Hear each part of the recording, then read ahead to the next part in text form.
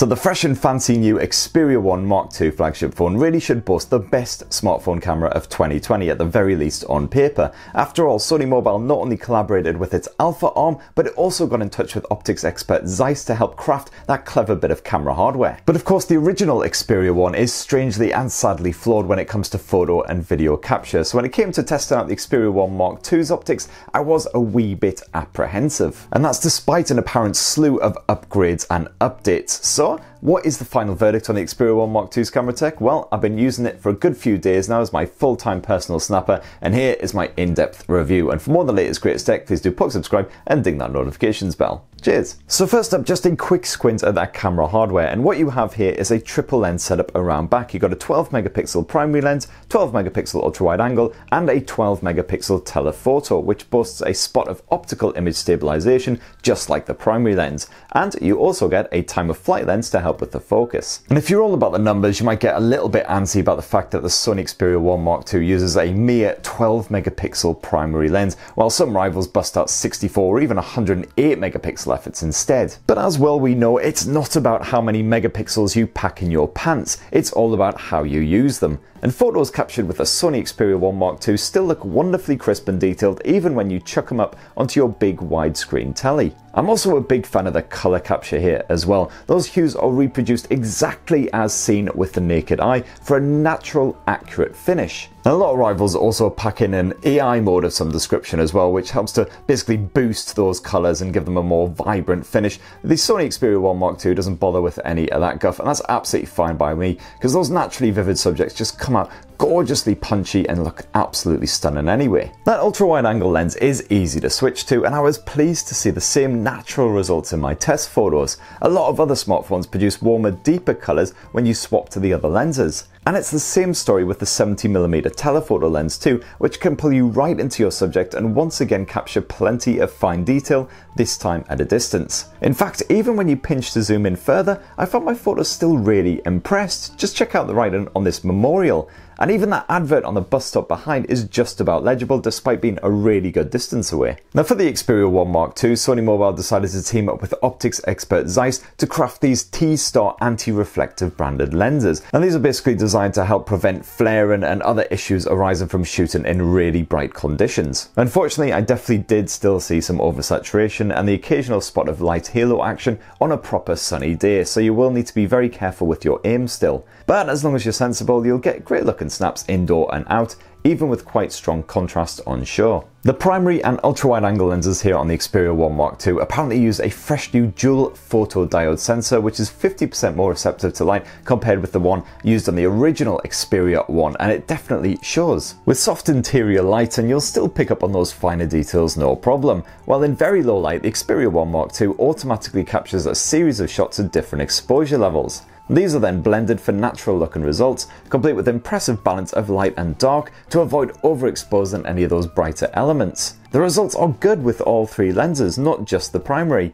And while the Xperia 1 Mark II can't quite see in the dark like Huawei's flagships, I'm still very relieved at this camera's nighttime chops. And one of the other areas that's really been improved for the Xperia 1 Mark II as well is the autofocus and the auto exposure. Now it allows you to burst shot at up to 20 frames per second simply by holding down that camera key. And that's definitely handy for those action shots, especially where kids are involved. And meanwhile, the Xperia's ability to churn through 60 focal calculations per second with dedicated eye focus smarts means your subject stays sharp at all times. And even the ultra-wide and the telephoto lenses can burst at 10 frames per second while performing half the number of calculations, which is still very impressive indeed. Now, a lot of rival flagship smartphones from the likes of Oppo and Xiaomi serve up a frankly bewildering platter of extra bonus modes and camera features, but thankfully Sony has shown quite a lot of restraint, at least when it comes to the standard camera app here. You've got a bokeh feature for your portrait shots, which offers some control over the depth effect as well, and this quite often produces slick results, helped along again by the excellent focus. But beyond that, it's just a small selection of basic stuff like a panorama mode and a slow motion effect. Instead, Sony has really concentrated on the Pro mode for the Xperia 1 Mark II, which now actually comes bundled in its own separate app, Photo Pro. And this boasts a similar setup to Sony's Alpha cameras, complete with full control over the white balance, the focal points, ISO levels, all of those super important settings, so you get exactly the kind of photo results that you want. You can once again swap between all three of the Xperia 1 Mark II's rear lenses, And of course, you've got full access to that excellent eye autofocus feature as well, so you're definitely not missing out on anything by using the Pro mode. The only feature that is still surprisingly missing is full support for raw image capture, but Sony assures us this will be coming in an update very soon. As for video, you can shoot up to 4K resolution footage at 30 frames per second using that standard camera app, with similar results to the photo capture. You can expect impressive detail levels, gorgeous colours, and everything stays super sharp thanks to those nifty focal smarts. Stabilisation is as good as ever at that Ultra HD level too, so you can confidently strut and shoot at the same time, while a built-in wind filter helps to produce clean audio. And you've once again got an HDR mode for dealing with those tricky lighting situations, and this does offer brighter results than the original Xperia 1 thankfully, although occasionally the image will be overexposed if the contrast is a bit full on. And if you want to create cinematic masterpieces with your Xperia 1 Mark II, well, that Cinema Pro mode is definitely well worth a squint. This once again gives you total complete control over the camera hardware, with the addition of filters if you want to capture a certain kind of mood in your scene. And you can even shoot 4K footage at 60 frames per second, unlike with that standard camera app. So here's an example of the kind of shots you can create with Cinema Pro, and the app is definitely easy enough to use so anyone can just jump in there and experiment with all of the different features and tools. Just imagine a somber voiceover from Werner Herzog and you've basically got yourself an indie hit. And last up is that 8 megapixel front-facing selfie camera, which unfortunately is definitely the weak link in the Sony Xperia 1 Mark II's optics. I found the results with this lens were often either soft or overexposed or simply not very attractive, and that's not just because they heavily featured my own haggard face.